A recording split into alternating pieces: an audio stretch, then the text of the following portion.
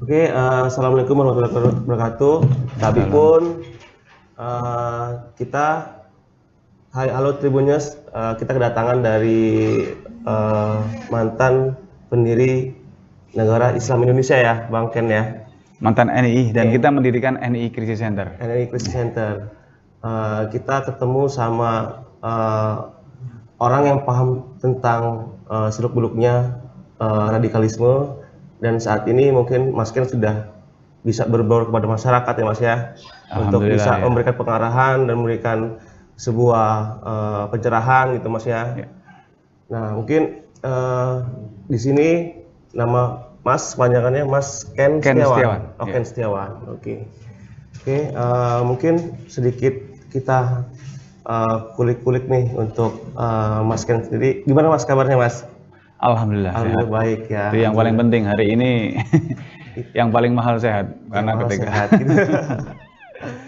Oke Mas Ken, mungkin sedikit ya mungkin tanya jawab aja Mas ya. Ini kan ada kita di Facebook, ada di kanal YouTube juga gitu kan, memberikan pencerahan kepada masyarakat nih terkait pembahasan kita hari ini gitu tentang radikalisme sendiri gitu. Nah Mas, mungkin pertanyaan-pertanyaan awal mungkin bisa disampaikan nanti, jawaban nanti bisa disampaikan. Pertama, bagaimana sih Mas Ken isu radikalisme saat ini di Indonesia menurut Mas Ken sendiri? Isu radikalisme menurut saya hari ini sudah sangat membahayakan, karena era media sosial ini mereka ini bergerak tanpa batas. Nggak pandang usia, semua usia menjadi sasaran, dan hari ini banyak sekali tokoh-tokoh agama maupun tokoh masyarakat juga yang juga bukan malah menjadi peredam, tapi justru menurut saya banyak yang akhirnya terpapar dan juga mengkampanyekan radikalisme sendiri. Bahkan kalau saya bilang tokoh ulama, ya kan, yang selama ini menjadi panutan, hari ini banyak sekali yang kita sebut sebagai sudah terpapar, dan mereka sangat masif juga mengkampanyekan tentang paham radikalisme kepada masyarakat, baik lewat dunia nyata maupun dunia maya. Nah mungkin kalau untuk itu kan secara global ya, artinya kalau untuk di skop Lampung sendiri gimana Mas Ken sejauh ini? Lampung ini unik ya. Unik. Karena Lampung ini kalau menurut saya adalah miniatur Indonesia. Di Lampung ini semua suku ada. Jadi komplit di sini, dan Lampung ini gerbang Sumatera.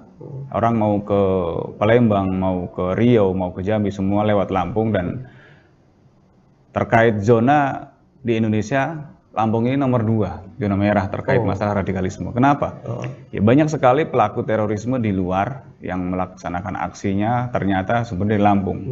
Dan di Lampung ini sendiri terkait khilafah, Pusat Khilafatul Muslimin di Indonesia itu ada di Lampung. Jadi ini juga menjadi perhatian, karena mereka juga tersebar di 15 kabupaten kota. Mereka mengkampanyekan bagaimana konsep khilafah ini. Menurut saya khilafah adalah sebuah pemerintahan. Kita sudah ada pemerintahan. Kenapa harus membuat pemerintahan baru? Kita sudah final dengan Pancasila, kenapa harus diganti dengan konsep pemerintah yang baru dan mengatakan demokrasi haram, Pancasila tauhid dan lain sebagainya. Jadi ini terjadi pembiaran oleh pemerintah karena alasannya sensitif dan lain sebagainya. Padahal mereka secara organisasi, kelompok-kelompok radikal ini asasnya bukan Pancasila. Jadi menurut saya bila kelompoknya tidak bisa tindak dengan undang-undang terorisme misalnya, bisa tindak dengan undang-undang ormas. Tapi kembali lagi pemerintah mungkin punya pertimbangan lain, karena ya tadi mungkin melihat ada potensi konflik lain. Tapi ketika ini dibiarkan, masyarakat melihat, lah ini aja berarti tidak ditindak, berarti layak diikuti. Jadi ini yang juga menjadi persoalan di masyarakat, yang akhirnya mereka baik yang HTI, baik yang kelompok lain juga yang menggunakan konsep khilafah tumbuh subur di negeri ini, termasuk di Lampung itu sendiri. Karena bagi mereka untuk merubah sebuah sistem negara yang menurut mereka tidak berkonsep hukum Allah, satu-satunya solusi adalah negara Islam atau khilafah. Ya, mereka tidak mau dengan konsep lain. Bagaimanapun ini menjadi persoalan, dan Lampung menurut saya persebarannya bukan hanya kalangan dewasa, bahkan masuk ke usia dini. Sudah masif ya Mas ya? Usia dini, mereka menanamkan paham radikal ini. Kita bilang radikal karena munculnya karena kekecewaan, kecewa terhadap kondisi negara ini, bukan karena masalah ekonomi saja, masalah kesehatan, tapi kecewa terhadap Pancasila yang dianggap sebagai sumber hukum yang tidak sesuai dengan hukum Allah. Mereka mengganti Pancasila dengan negara Islam atau khilafah Islam. Nah, kekecewaan ini akhirnya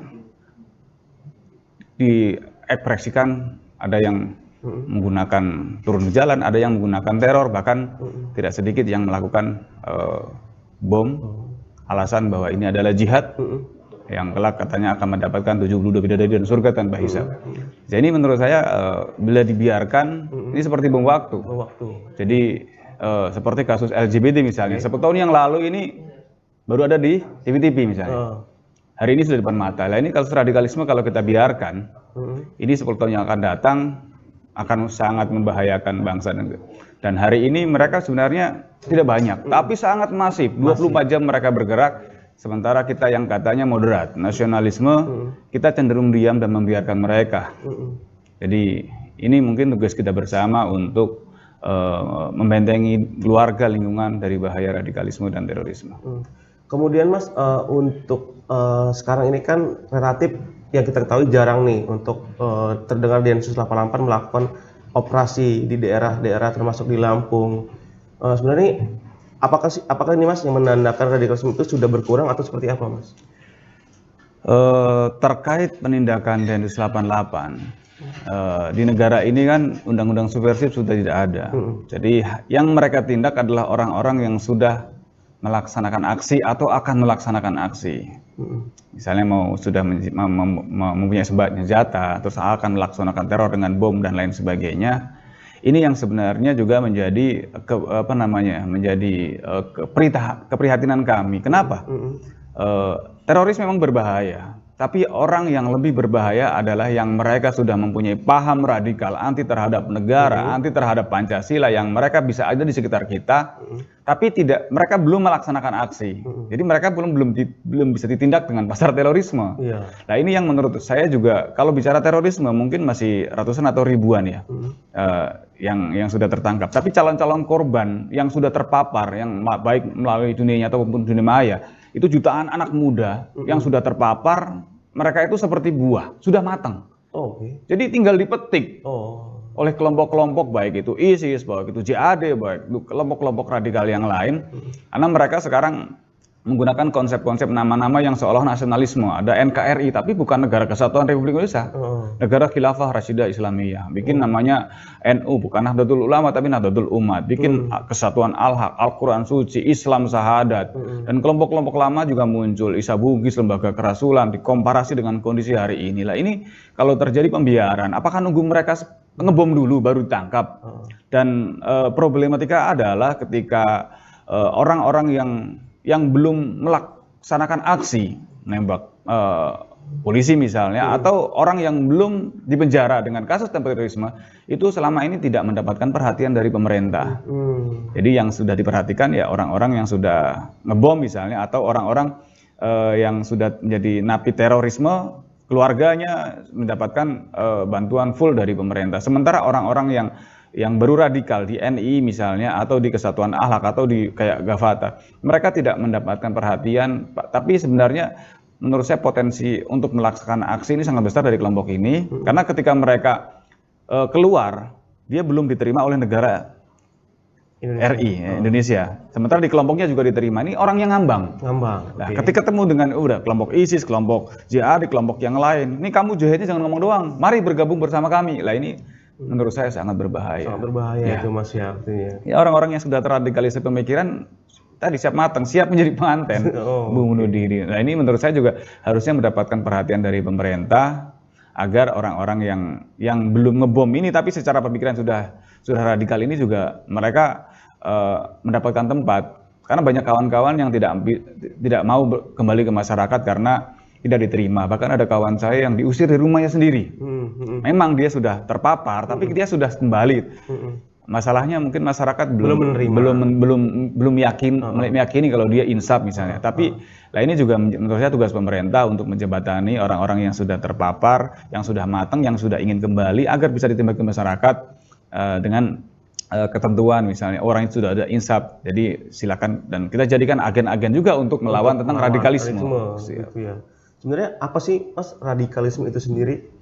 Kalau radikal ini kan sebenarnya mengakar. Radikal kalau saya bilang ya yang di Papua juga menurut saya bisa jadi radikal. Tapi yang isme atas nama agama, yang hari ini kan banyak sekali, dan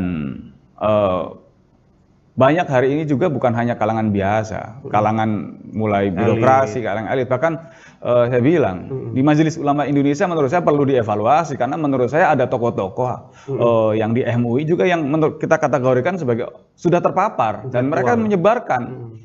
Ulama ini kan menurut saya panutan umat. Nah, hari ini banyak sekali yang kita sebut atau masyarakat sebut atau pendukungnya mereka menyebut sebagai ulama, tapi mereka bukan mengajarkan kedamaian, justru mengajarkan hujatan, caci maki dan ujaran kebencian. Jadi kadang-kadang bertolak belakang dengan ajaran agama yang seharusnya ketika orang beragama itu menjadi tersenyum dan membuat orang tersenyum. Tapi banyak hari ini yang mereka belajar agama tapi menjadi pemarah. Nah, ini menjadi perhatian kita, kok segini amat mereka. Dan kalau saya menyebut mereka bukan ulama, bukan beragama, mereka adalah orang-orang yang bermain politik menggunakan kedok agama.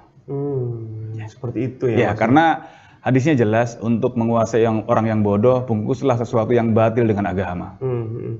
Bentuk-bentuknya seperti apa sih Mas radikalisme sendiri itu Mas? Radikalisme dalam bentuk aksi misalnya kan. Jadi mereka kecewa, ada yang turun ke jalan, ada yang diaplikasikan dalam bentuk teror, menakut-nakuti, menggetarkan lawan. Jadi mereka yang misalnya dengan bom bunuh diri yang menurut mereka yakini akan mendapatkan surga tanpa hisab dan 72 bidadari. Yang tadi itu ya. Terus bedanya dengan apa sih, sama atau beda kasih dengan terorisme sendiri itu yang kita sampaikan tadi itu? Terus apa sendiri pernah kita terpapar, apa Anda pernah terpapar radikalisme, bisa ceritakan nggak nih Mas, hingga berada di titik saat ini gitu? Ya, kalau saya membagi radikalisme ini menjadi 3. Jadi orang yang sudah terpapar radikal ada 3 level. Jadi ada iman, hijrah, jihad. Kalau masyarakat sebagian menganggap ini dengan istilah asap, api, dan bara. Iman adalah orang yang membenarkan, yang sudah meyakini bahwa terorisme itu jihad. Jadi belum melaksanakan terorisme saja, belum merekrut, tapi sudah meyakini bahwa itu pantas dibunuh misalnya. Membenarkan aksi radikalisme menurut saya itu sudah masuk orang yang sudah terpapar, walaupun kita kategorikan sebagai simpatisan. Tapi secara pemikiran dia sudah meyakini kalau terorisme itu dibenarkan oleh dia. Jadi iman atau asap. Ini yang banyak terjadi di sekitar kita, yang disebarkan oleh dunia maya, tontonan-tontonan Timur Tengah, ini jihad dan segala macam, kemenangan sudah dekat, khilafah pasti akan segera bangkit.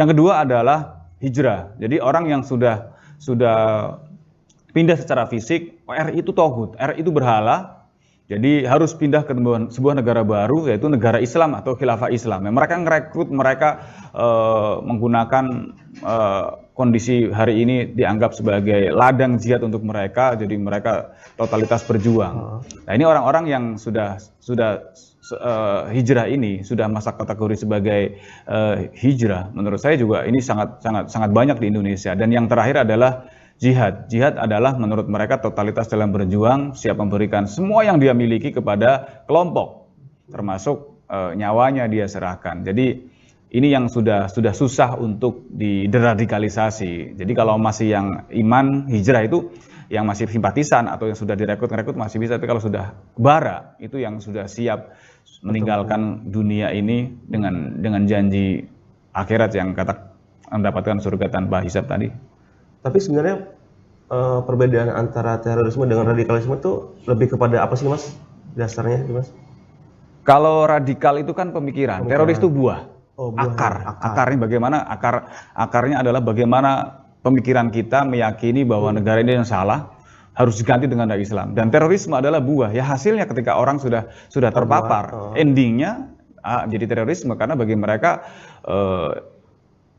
tidak bisa dilakukan hanya dengan berdiam diri misalnya. Ketika kita sudah hijrah tapi belum bisa melaksanakan hukum Islam, yang terakhir adalah jihad. Jihadnya adalah memerangi musuh. Dan menurut mereka hari ini seluruh orang di luar kelompok mereka itu adalah orang kafir. Orang kafir itu layak diperangi, bahkan halal darah dan hartanya. Diambil hartanya pun nggak apa-apa, namanya fa'i, harta rampasan perang. Jadi banyak orang yang akhirnya yang tadinya baik tiba-tiba menjadi pencuri, perampok. Saya ketika bergabung tahun 2000 sampai 2003 itu setiap hari, bahkan dulu kami untuk penggalangan dana kita harus memberanikan diri untuk mengambil hak orang lain dengan cara ngerampok. Misalnya saya harus punya tanggungan sekian ratus juta dalam waktu yang singkat. Akhirnya kita siapin 5 orang tim kita pembantu perempuan, kita palsuin KTP, ijazah dan kartu keluarga, nggak usah lama-lama. Masuk komplek yang elit kalau di Jakarta waktu itu, sasarannya Pondok Indah, Permata Hijau, Pejaten, nggak usah 1 minggu 1 bulan. 1 hari majikan pergi, anak sekolah, telepon, Abi rumah kosong. Kita bawa mobil, kalau perlu bawa truk, harta orang kafir nggak apa-apa. Jadi kita ambil, kita jual dengan harga yang murah, nggak ada surat-suratnya. Lah ini jihad yang salah menurut saya. Jadi sudah meninggalkan konsep-konsep juga yang dilakukan oleh Rasulullah dalam ajaran Islam itu sendiri. Nah, sampai dengan titik saat ini kan Mas kan sudah ibarat kata tersadar ya Mas ya, maaf ya. Seperti itu gimana ceritanya Mas? Prosesnya panjang, tapi yang jelas banyak sekali hal-hal yang bertentangan dengan agama itu sendiri. Belajar agama kan seharusnya membuat kita teduh, membuat kita damai. Tapi semakin belajar di negara Islam, akhlak kita semakin rusak. Alasan atas nama agama kita menghalalkan segala cara, mengambil hak orang lain, mengambil termasuk harta orang tua. Nah ini banyak yang juga terjadi di kalangan muda ketika sudah bergabung dalam kelompok ini, nipu orang tuanya. Jadi yang ditipu bukan orang lain, orang tuanya sendiri. Jadi skenario, kenapa orang tua ditipu? Orang tua ini kan belum berbaiat. Dalam doktrin mereka adalah orang kafir. Jadi orang tua memang kafir, tapi sebelum kita selamatkan orang tua, kita selamatkan dulu hartanya. Ditipu misalnya tiba-tiba pulang bersama kawannya menggunakan skenario. Pak, saya menghilangkan laptop kawan, entah laptop, kamera digital, nabrakin motor, nabrakin mobil. Kawannya membenarkan kalau anaknya melakukan hal tersebut. Akhirnya orang tua mengganti sejumlah dana. Nilainya ada yang puluhan juta, sampai ada yang ratusan juta. Ada salah satu kampus di UGM, itu nilainya 300 juta. Tiba-tiba datang ke orang tuanya mengabarkan bahwa dia mencain alat laboratorium kampus yang nilainya 300 juta. Orang tuanya melihat, wah ini anaknya ngaku, temannya ngaku, bahkan ada yang ngaku sebagai dosen membenarkan. Maaf, anak ibu mencain alat tersebut, alatnya mau kita pakai, mohon segera diganti. Orang tuanya sampai jual tanah, jual mobil, datang ke kampus menanyakan apakah betul anak saya mencain alat tersebut. Jawaban dosen membuat ibunya hampir pingsan karena menurut dosen, maaf, anak ibu sudah nggak kuliah di kampus ini. Anak ibu positif masuk kelompok radikal dan anak ibu sekarang menjadi depo di kampus ini karena merekrut kawan-kawannya. Dan anak ibu menjadi di sini banyak hutangnya. Kalau nggak percaya silakan cek di kawan-kawannya. Ibunya nggak percaya karena ibunya melihat anaknya ini kan anak yang penurut, anaknya yang nggak neko-neko, bahkan ibunya bilang anaknya ini hafiz juz jadi kalau pulang ke Bandung, orangnya di Bandung ini selalu ngajarin ngaji di sekitarnya. Nggak mungkin anak saya itu masuk kelompok radikal. Orang setiap hari saya sering komunikasi, bahkan tadi ketika mau saya ke kampus, saya telepon anak saya itu masih di kampus loh, dosen.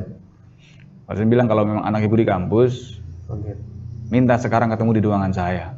Ditelepon. Nak, lagi di mana? Lagi di kampus, Bu. Kampus mana, Nak? Ibu lagi di kampus, menurut dosen kamu sudah drop out. Kamu sudah masuk kelompok radikal dan kamu sekarang banyak utangnya. Bener nggak, Nak? Nggak dijawab, HP dimatiin sampai sekarang anaknya hilang, nggak tahu kemana. Jadi yang menjadi korban akhirnya bukan hanya diri sendiri. Akhirnya sekitarnya. Orang tua menjadi korban. Yang tadinya orang tua berharap anaknya menjadi kebanggaan keluarga, dia masuk ke sana, pupus sudah kan, sampai sekarang hilang nggak tahu kemana. Jadi kelompok ini juga menjadi virus di lingkungan masing-masing, baik sekolah maupun di kampus atau di instansi, karena kelompok ini tidak untuk diri sendiri, dia seperti multi level marketing. Satu ngerekrut 5 ngerekrut 10 ngerekrut 20 dan dia tidak akan pernah berhenti. Karena yang diyakini ini dianggap sebagai sebuah keyakinan kebenaran dan harus disampaikan sebagai jihad kepada orang lain di sekitarnya. Dan dia tidak akan pernah berhenti sebelum ada ideologi baru, pemikiran baru yang menurut mereka lebih bagus dari yang dia yakini saat ini. Ini hebatnya cuci otak. Jadi sakaunya lebih sakau dari narkoba. Kemudian sampai dengan Mas Ken sendiri bisa sampai saat ini gitu. Itu apa Mas? Kita sadar saat ini. Benang merahnya apa sih Mas? Tadi banyak sekali hal-hal, misalnya di sana memang nggak boleh pacaran, nggak boleh ngerokok, nggak boleh berzina. Tapi kalau punya duit itu bisa dilakukan. Jadi menurut saya seperti pelacuran atas nama agama. Jadi di sana memang ada majelis tahkim namanya, kita berhukum. Jadi kita melaksanakan kesalahan misalnya mencuri, ngerampok atau mungkin berzina. Nanti di sidang kena pasal A, B, C, D. Kenapa kena pasal sekian? Yaudah kamu berhukum rajam atau bayar denda. Yaudah bayar denda. Yaudah bayar 2 juta, dosanya hilang. Jadi banyak dulu ada kawan saya bicara negara Islam ada yang hamil di luar nikah. Pimpinan saya dulu meninggal karena haid. Jadi ini kok lebih jahat dari negara yang kita katakan kafir kalau begini. Dan kita memang pada saat itu nggak boleh bertanya ketika ada permasalahan, kita hanya bersama kawan-kawan aja menanya. Nggak boleh bertanya kepada kiai, kepada ulama, karena dalam doktrin kita semua kan orang kafir. Jadi kita hanya ketika punya masalah bertanya kepada pimpinan kita. Nanti akan dimaintenance dengan ayat-ayat. Kita kembali lagi.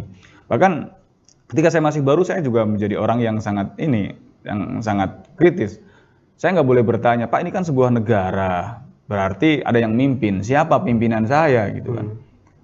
Jadi saya nggak boleh bertanya, saya dianalogikan misalnya sedang sholat di perjalanan, imam sudah 2 rakaat misalnya. Kamu kalau lagi sholat di perjalanan, imam sudah 2 rakaat misalnya sholat zuhur, apa yang akan kamu lakukan? Tanya imamnya baru sholat atau menjadi makmum masbuk? Saya bilang menjadi makmum masbuk, ya sudah, kamu sudah masuk negara Islam belakangan. Jadilah makmum yang baik. Nanti kalau sholatnya selesai, kamu bakal tahu siapa imamnya. Masuk akal lagi dipertanya. Tapi kembali, setiap hari bermasalah. Anak yang baik tiba-tiba mencuri harta orang lain, termasuk orang tuanya. Jadi kita ada rukun Islam 5, kita simpangkan artinya. Misalnya syahadat itu bukan diartikan bahwa tiada Tuhan selain Allah, tapi syahadat asyhadu alla ilaha illallah bahwa diartikan tiada negara kecuali negara Islam. Barang siapa bernegara selain negara Islam maka dia kafir, dolim, fasik. Negara kita adalah Pancasila, sumber hukumnya bukan sumber hukum yang layak ditolak dan diingkar dan ditinggalkan. Jadi kalau kita masih meyakini Pancasila sebagai sumber dari segala sumber hukum, dianggap belum beriman, alias kita masih kafir. Jadi seluruh kita walaupun KTP beragama Islam, Nasrani, Hindu, Buddha, tapi berada di sebuah struktur Pancasila, menurut mereka ibadahnya nggak diterima. Jadi kita seperti buah, misalnya apel. Apel itu baru kita petik, bahkan masuk supermarket dibungkus aluminium foil, steril, bersih. Tapi apel itu kita tiba-tiba jatuh ke tempat sampah. Apel yang suci, tapi berada di tempat sampah, nilainya apel atau sampah? Jadi sampah. Sampah. Jadi walaupun KTP Islam, rajin ibadah, berada di sebuah tempat yang sumber hukumnya menurut mereka sumber tidak sesuai hukum Allah, bahkan melawan hukum Allah. Jadi bukan umat Islam tapi umat Pancasila. Saya tanya, kok Pancasila dianggap melawan hukum Allah? Ya sekarang begini, boleh nggak kita sebagai manusia yang fitrah, tugas kita adalah beribadah kepada Allah dengan menjalankan perintah dan menjauhi larangannya di dalam Quran. Ibadah berarti menjalankan Quran. Boleh nggak dalam Quran itu berzina? Boleh nggak minuman keras? Ya nggak boleh. Kalau kita membolehkan berarti kita melawan hukum Allah. Ya. Sekarang tanya, di Indonesia ada minuman keras, sudah tersebar di toko-toko, pabriknya diizinkan pemerintah nggak? Iya. Berarti pemerintah melawan hukum Allah nggak? Iya. Berarti kamu sekarang berada di sebuah negara yang undang-undangnya sesuai atau melawan hukum Allah? Iya juga ya. Dan biasanya menggunakan perekrutannya itu pengkondisian, 1 korban 5 perekrut yang lawan jenis dengan hobi yang sama. Misalnya calon korbannya suka fotografi, kita siapkan 5 orang lawan jenis yang cantik atau kalau yang laki-laki yang sesuai dengan fotografi, ngobrol nyaman, baru nanti sedikit-sedikit materi akan dilaksanakan. Dan pengkondisiannya luar biasa. Mereka kalau dalam istilah kita namanya dangdutan.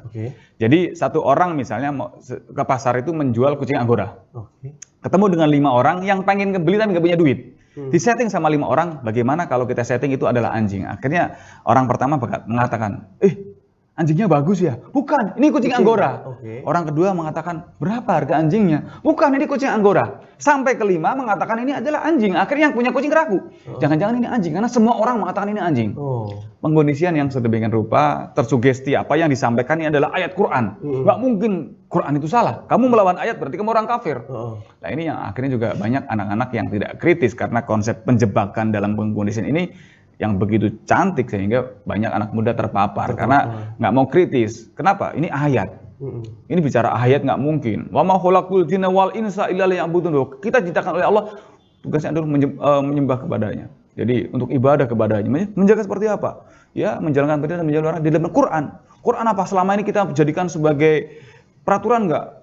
Iya mana? Quran hanya kita baca, nggak ngerti artinya. Ngerti artinya pun nggak dijalankan, percuma. Quran itu peraturan untuk berbangsa dan bernegara. Jadi mereka dididik bukan menjadi seorang agamawan, tapi menjadi negarawan.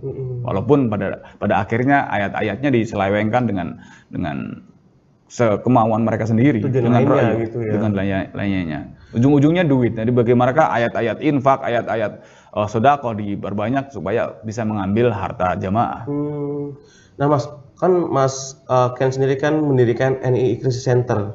Sebenarnya tujuannya apa sih Mas untuk masyarakat untuk yang lainnya gitu? Awalnya kita mendirikan NII Crisis Center tujuannya dulu untuk masuk ke dalam. Jadi kita keluar ini kan teman-teman para mantan jujur kami dulu membuat ini karena kami kecewa terhadap pemerintah. Kenapa?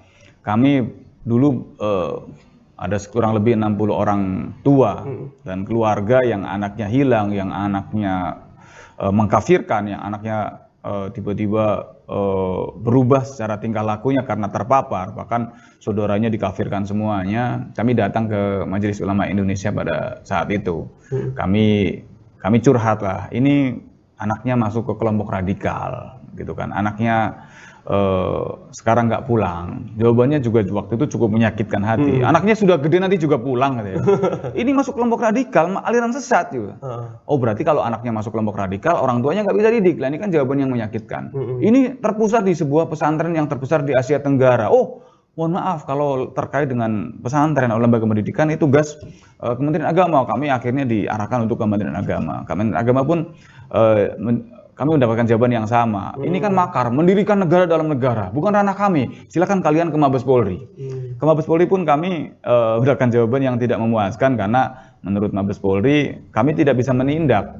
Terkait makar ini kan harus ada alat bukti, KTP, lambang negara, ada bendera, dan struktur negara lain. Mereka hanya klaim negara, bayangan nggak punya secara fisik negaranya, wilayahnya di mana. Jadi kami didorong untuk ke MUI lagi untuk memberikan agar MUI ada fatwa terkait masalah kesesatan negara Islam ini. MUI pun mengatakan, nah kalau misalnya LDI misalnya dulu kan ada, kalau Syiah, Ahmadiyah itu orangnya ada. NI mana orangnya yang mau kita fatwakan siapa? Akhirnya ya MUI pun tidak berani untuk memberikan fatwa. Akhirnya sudah kami dan orang tua bersama kawan-kawan para mantan membuat forum. Ayo kita memang mungkin nggak boleh berharap kepada selain Allah. Akhirnya kawan-kawan buat forum NII Crisis Center ini dan kami berusaha untuk masuk ke dalam. Teman-teman yang sudah goyang, teman-teman yang baru keluar, kita support untuk bersama-sama bergabung di sini. Dan beberapa kisah kawan-kawan ini saya posting di media sosial. Dulu belum ada media sosial seperti hari ini, baru ada blog-blog dulu kan, blogspot ya, kita tulis dan ternyata itu mendapatkan perhatian dari masyarakat, terutama di kalangan kampus waktu itu kan. Saya juga menjadi korban. Kamu di kuliah di mana? Saya di UI. Udah kita bikin kegiatan di UI. Kamu di mana? Di Gunadarma. Kita bikin Gunadarma. Kamu di mana? Di IPB. Dan ternyata banyak sekali dari kegiatan itu, masing-masing seminar akhirnya juga ada yang memberi kesaksian. Saya juga ikut. Ternyata banyak sekali. Mereka nggak mau cerita karena satu sisi ini dianggap sebagai aib. Ngapain saya anak pintar mau dibodoh-bodohin kelompok radikal? Saya malu. Jadi kalau saya lapor juga, nanti takut keluarga saya juga akan diteror. Jadi orang yang masuk kelompok radikal itu seperti kasus pemerkosaan. Malu mau cerita udah diperkosa misalnya. Mau lapor takut diteror sama pelaku. Jadi makanya banyak yang tidak lapor. Tapi dengan kita muncul, akhirnya mereka pun merasa punya kawan. Oh iya, saya punya kawan. Saya ajak kawan-kawan ini untuk bersama-sama melawan, walaupun tidak semua orang mempunyai keberanian. Kebanyakan orang tua yang ketika anak sudah sadar, ya sudah biar anak saya balik kuliah lagi, anak saya biar kerja lagi, atau yang kalangan buruh mereka biar bekerja lagi. Jadi kita pahami, dan menurut saya ini terus berlanjut. Dari kelompok ini tidak pernah berhenti, bahkan hari ini mereka menggunakan di era demokrasi ini masuk ke LSM, masuk ke organisasi seperti Gavatar, Gerakan Fajar Nusantara. Mereka bikin kegiatan yang seolah-olah membantu masyarakat. Masuk sekolah, mereka bikin bimbel gratis, outbound gratis. Jadi seolah-olah membantu siswa Jadi mereka memanfaatkan alumni, jadi masuk ke sekolah kembali alumni dengan misalnya kayak eskul, bimbel, outbound dan lain sebagainya. Ini yang juga akhirnya mencoreng nama organisasi yang betul-betul membantu sekolah atau kampus, termasuk membantu masyarakat. Mereka bikin yayasan yatim piatu, nongkrong di ATM, di food court, di pom bensin Lampung sudah beberapa waktu kita curigai dan kita samperin langsung dengan kamu NI ya, ini akhirnya langsung besok sudah nggak ada lagi. Jadi mereka hari ini juga ada yang menggunakan pola-pola seolah-olah mereka itu Pancasilais. Bikin namanya Rumah Pancasila. Padahal secara ideologi mereka bertentangan dengan Pancasila. Alasannya nggak apa-apa untuk menyasar calon-calon korban baru. Jadi anak-anak muda kalau diajak organisasi biasanya kan tertarik. Nah, ini menurut saya juga tantangan. Dan hari ini banyak termasuk kejadian yang di Lampung ini menurut saya bukan hal yang mungkin refleks misalnya. Saya rasa juga sudah terencana. Mereka memang menyasar orang-orang yang mendukung pemerintah. Jadi seperti kasus yang kemarin kan jelas mendukung pemerintah ya. Ulama-ulama yang mendukung pemerintah, orang-orang tokoh masyarakat atau agama yang mendukung pemerintah pasti akan menjadi sasaran kelompok radikal karena dianggap menghalang-halangi mereka, bahkan dianggap memadamkan cahaya Allah. Jadi ya kalau bisa dibunuh agar mereka tidak dianggap memprovokasi masyarakat karena menghalang-halangi persebaran gerakan mereka. Nah kalau untuk di Lampung sendiri sebenarnya masih banyak nggak sih Mas bibit-bibit itu sendiri? Sangat banyak. Bahkan kami mendapatkan banyak sekali laporan dari sekolah. Di masa COVID ini siswa banyak yang diundang ke rumah oleh gurunya yang notabene dia bukan guru agama tapi mengajarkan tentang konsep khilafah. Konsep bagaimana Timur Tengah sedang berjuang, khilafah akan tegak. Jadi ini juga menjadi keresahan di guru, bahkan bukan guru bidangnya SMP sama SMA lagi, guru PAUD. Anak-anak ini bahkan saya dapat laporan ada yang diajak ke mall, ke supermarket, nggak mau. Alasan supermarket itu bikinan orang kafir. Anaknya nggak mau. Jadi sampai sebegitunya. Jadi ada yang sekolah juga nggak mau mengajarkan upacara bendera. Jadi melakukan alasannya bendera itu kalau kita berhormat bendera kita sama saja tauhid. Banyak sekolah-sekolah yang di Lampung seperti itu. Jadi dan ini terjadi pembiaran di Lampung. Termasuk waktu itu kita kritisi masifnya tepuk anak soleh. Tepuk anak soleh menurut saya itu sebelumnya kan sangat ekstrim. Jadi ada ajaran yang membuat anak ini nggak mau bergaul, bertemu sama kawannya yang lain agama. Jadi Islam yes, kafir no. Kata bapak itu kafir, orangnya Kristen, saya nggak boleh berteman sama dia berarti nggak boleh berteman orang kafir. Sampai sebegitu. Islam ya, yes, kafir no. Islam sampai mati. Anak PAUD diajarin begini. Ini menurut saya sangat-sangat bahaya. Anak PAUD diajarkan ini bisa kita tafsirkan untuk mendukung Islam, siap membunuh atau bunuh diri. Ini kan bahaya. Dan waktu itu kita sudah sounding juga ke Kementerian Pendidikan. Menurut saya ini sangat tabu untuk kalangan anak-anak usia dini. Dan mereka juga bikin tayangan-tayangan kartun. Sampai ya ke usia dini sasarannya kartun-kartun anak. Memang tayangannya bagus, tapi ada sisipan-sisipan pesan tadi tentang bagaimana konsep khilafah, konsep-konsep kenegaraan, bahwa mereka didik bukan menjadi orang agamawan tapi menjadi orang negarawan. Jadi mereka harus belajar tentang konsep kenegaraan, bahwa khilafah pasti akan tegak di Indonesia. Satu-satunya solusi atas negara ini adalah khilafah atau negara Islam. Nah ini menurut saya kalau dibiarkan ya, menjadi bom waktu saja. Dan Lampung ini tadi, kalau menurut saya Lampung adalah miniatur Indonesia. Kalau dibiarkan ini ya akan menjadi sangat bumerang buat masa depan anak bangsa. Kalau mungkin untuk wilayahnya masih yang wilayah yang kemarin atau masih ada berpindah ke wilayah yang lainnya, Mas? Mereka tersebar di 15 kabupaten. Tersebar ya, Mas. Jadi mereka masuk ke sekolah, masuk ke ormas, masuk ke gerakan pemudaan. Secara organisator saya akui mereka orang-orang yang hebat dalam organisator. Secara evaluasi juga luar biasa. Berbeda dengan kita. Kalau kita organisasi, misalnya rapat. Hari ini yang datang 50 orang. Atau 100 orang lah, misalnya rapat 100 orang datang rapat. Mereka rapatnya bukan tahunan, rapat itu harian. Hari ini datang 10 orang, besok yang datang hanya 9 orang. Ini kemana yang satu? Sakit, musibah, atau lapor polisi? Kalau cuma sakit, musibah, toleransi. Cuman kalau lapor polisi, 9 orang yang di situ wajib pindah tempat, ganti nama. Alasan keamanan. Jangan sampai satu orang bermasalah lapor polisi, kita 9 bakal ketangkap sama polisi.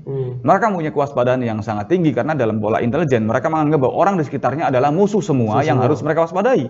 Sampai-sampai kita tinggal dulu di depan markas, itu jalan raya. Tiba-tiba ada tukang bakso nongkrong di depan, banyak yang beli. Padahal tukang bakso beneran. Tapi karena memikir, wah jangan-jangan tukang bakso ini intel nih. Tukang baksonya pindah, pergi. Kita juga ikut pindahan. Karena merasa bahwa semua yang ada di sekitar kita adalah musuh semua yang harus kita waspadai. Nah, semangat ini yang menurut saya tidak ada dan sangat minim oleh masyarakat Indonesia saat ini. Kenapa? Masyarakat kita nggak merasa terancam. Padahal yang dimaksud nasionalisme adalah merasa terancam, merasa waspada bahwa di sekitar kita itu ada ancaman, tantangan, hambatan, dan gangguan. Seperti saya dulu, nasionalisme tapi versi berbeda. Nah, masyarakat sekarang menurut saya sudah ternina-bobokan, teradu domba, dan antar suku, antar agama ribut. Bahkan yang seagama kita ribut sekarang. Jadi dalam konsep perang, orang luar negeri ini yang menghadapi Indonesia pecah. Ini sudah bertepuk tangan. Nggak perlu amunisi banyak, kita sudah pecah. Kita sudah ribut sendiri, udah kalau perlu kamu ribut terus, nggak usah mikirin persoalan besar. Nah, ini menurut saya tugas kita bersama untuk mengingatkan, ayo kita bersatu. Gitu kan. Indonesia sudah final dengan aneka ragam suku dan agama. Kita saatnya untuk mengingat kembali bahwa ini tidak instan. Dulu para pejuang sudah mengorbankan jiwa raganya. Hari ini tinggal kita mengisi kemerdekaan. Kita berkarya dengan prestasi dan karya nyata. Sesuai bidang yang kita bisa itu adalah menurut saya bela negara. Jadi bela negara bagi saya bukan hanya tanggung jawab aparat saja, tapi tanggung jawab kita bersama untuk mengisi kemerdekaan dengan karya nyata. Jadi saatnya berhenti kita nyinyir lah. Nyinyir ya. Karena beda tipis, nyinyir dengan kritik ya. Kalau kritik kan ada pembangunan. Ada solusi, kalau nyinyir pokoknya semuanya salah gitu kan. Gitu kan. Jadi ini menjadi perhatian kita. Walaupun kita pahami bahwa orang-orang yang kalau kita kategorikan sebagai khawaris, orang-orang yang memang pemberontak itu dimanapun mereka tetap ada, karena hari ini banyak sekali tadi kompornya ini malah justru dari tokoh masyarakat dan tokoh agama. Jadi masyarakat kadang bingung, dia habis Quran kok, dia segala macam, dia rajin ibadah. Ya. Kalau kita mengingat dalam sejarah masa lalu, Sayyidina Ali dibunuh oleh Ibnu Muljam, itu bukan orang kafir kalau dalam konteks Islam. Itu adalah ulama yang rajin ibadah tiap malam, bahkan hafiz Quran. Kecewa karena menganggap Sayyidina Ali tidak berkonsep hukum Allah dan mengatakan kepada Sayyidina Ali, wahai Sayyidina Ali, kenapa dalam kepemimpinanmu hari ini tidak sama seperti dalam kepemimpinan Abu Bakar, Umar, dan Utsman? Sayyidina Ali menjawab, ketika kepemimpinan beliau itu rakyatnya seperti saya. Kepemimpinan saya, raksasnya seperti kamu. Ya wajar negara ini nggak kondusif. Tidak puas dengan jawaban Sayyidina Ali, akhirnya dibunuh lah. Padahal masih kerabat Nabi itu sendiri. Dan itu Sayyidina Ali loh. Bagaimana dengan pemimpinan hari ini, pemerintahan hari ini, yang seorang orang biasa, pastilah dengan ada kekurangan kelebihan. Kalau disejarkan dengan para sahabat dengan Nabi sangat jauh itu kan. Tapi kembalilah itu Sayyidina Ali yang membunuh adalah ulama, dan hari ini banyak ulama-ulama seperti itu yang bahkan rajin ibadah, yang hidupnya untuk siang malam ibadah, yang hafiz Quran. Tapi hari ini mereka ingin mengganti negara ini dengan negara ideologi lain dengan negara Islam atau dengan negara khilafah. Jadi kita harus kembali kepada masa lalu. Banyak orang-orang yang teriak khilafah malah justru dalam sejarah bukannya kedamaian, malah berdarah-darah. Jadi menurut saya Indonesia hari ini sudah final ya. Inilah Islam yang ada di Indonesia dengan kebinekaan, dengan tradisional yang menurut saya juga lebih adem, yang juga sudah sesuai dengan syariat Islam. Pancasila kalau dalam sejarah ada Piagam Madinah sudah sama, sebuah kesempatan bersama untuk kita saling menjaga. Dan hari ini ya sudah. Jadi menurut saya kita harus pisahkan bagaimana ada hablum minan nas, ada hablum minallah. Hablum minan nas adalah hubungan manusia dengan manusia. Hablum minallah silakan dengan cara ibadah masing-masing, silakan dengan Nasrani yang hidup dengan ibadah masing-masing. Yang penting kita tidak saling senggol. Jadi ini yang menurut saya penting, karena bagaimanapun hubungan dengan Tuhan ini tanggung jawab kita masing-masing secara pribadi dengan Tuhan. Hubungan manusia apapun agamanya, menurut kita ini sebagai makhluk sosial, kita harus interaksi.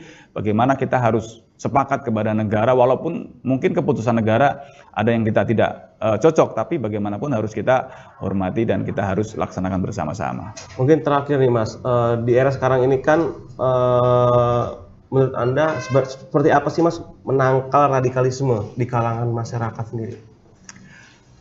Terkait menangkal radikalisme, menurut saya memang ini masih sangat minim. Kenapa minim? Mereka kelompok radikal itu menyalakan lilin yang sangat besar dan lilin kita, menurut saya dari pemerintah, dari masyarakat itu sangat kecil. Jadi tidak berimbang. Padahal kelompok radikal itu nggak banyak, tapi mereka masif. Kita yang katanya moderat, kita seolah-olah membiarkan mereka. Kita tidak merasa terancam. Sedangkan mereka, kelompok radikal menganggap kita itu semua musuh. Dan kita tidak menganggap mereka semusuh, jadi ibarat lari, kita kalah jauh. Jadi menurut saya tugas kita bersama, terutama kementerian dan lembaga dan pemerintah ini, untuk juga melakukan langkah-langkah pencegahan, terutama dalam memasyarakatkan Pancasila. Karena menurut saya banyak masyarakat yang hari ini tidak memahami Pancasila, masih dianggap kaku, masih dianggap kuno, jadul, dan lain sebagainya. Jadi pemerintah harus melakukan terobosan secara masif, terstruktur juga, memasyarakat bahwa Pancasila hadir dan negara hadir juga kepada masyarakat. Selama ini banyak mungkin masyarakat tidak merasa tidak ada kehadiran negara mungkin, atau mungkin kegiatannya tidak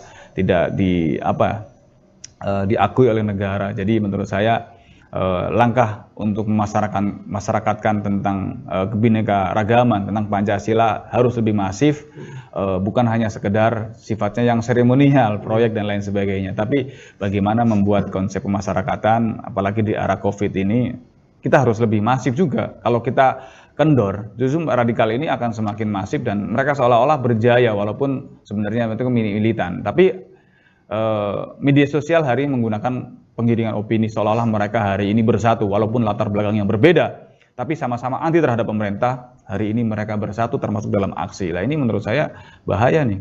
Mereka menggunakan konsep musuh bersama. Lah hari ini malah kita tidak menganggap mereka musuh. Tadi kalau berlari kita kalah jauh dengan mereka. Jadi kita berharap pemerintah lewat kementerian dan lembaga dinas terkait juga melaksanakan pencegahannya, agar masyarakat semakin peduli terhadap permasalahan ini. Minimal kita bisa membentengi keluarga dan lingkungan dari bahaya radikalisme. Dan untuk penindakan, kita berharap terkait penindakan orang-orang yang sudah identifikasi terpapar radikalisme di semua lini, baik di kalangan masyarakat, di kalangan instansi, di birokrasi, termasuk di kementerian dan lembaga. Menurut saya juga harus ditindak, karena bagi saya mereka adalah virus. Mereka sudah menanamkan di masing-masing semua lini di negara ini. Dan untuk organisasi masyarakat juga yang teridentifikasi tidak menggunakan asas Pancasila, asasnya adalah asas ideologi lain, menurut saya juga layak ditindak dengan undang-undang ormas. Dan pemerintah nggak bisa banyak pertimbangan. Ini demi masyarakat yang lebih banyak. Jadi supaya keadilan dirasakan oleh masyarakat betul, supaya pergerakan mereka juga tidak menyebar di masyarakat. Oke, terima kasih buat pemirsa Tribuners semuanya. Kali ini kita sudah selesai berbincang dengan Mas Ken selaku mantan NII, Negara Islam Indonesia ya Mas ya. Dan saat ini beliau juga mendirikan NII Crisis Center. Ya, Negara Islam Indonesia Crisis Center, atau masyarakat bilang Pusat Rehabilitasi Korban NII. Kami bersama kawan-kawan siap untuk berdiskusi kepada masyarakat terkait masalah paham ini, dan kami juga menerima laporan bila ada keluarga atau lingkungan yang sudah teridentifikasi dengan paham radikalisme, bisa dihubungi kami, ada di kontak WhatsApp juga di 0898 5151 228. Oke. Terima kasih buat pemirsa semuanya. Kita pamit undur diri. Saya Bayu Saputra selaku host, dan Mas Ken Setiawan selaku mantan NII dan sekaligus pendiri NII Crisis Center. Oke. Terima kasih. Wassalamualaikum warahmatullahi wabarakatuh. Waalaikumsalam. Kami pun.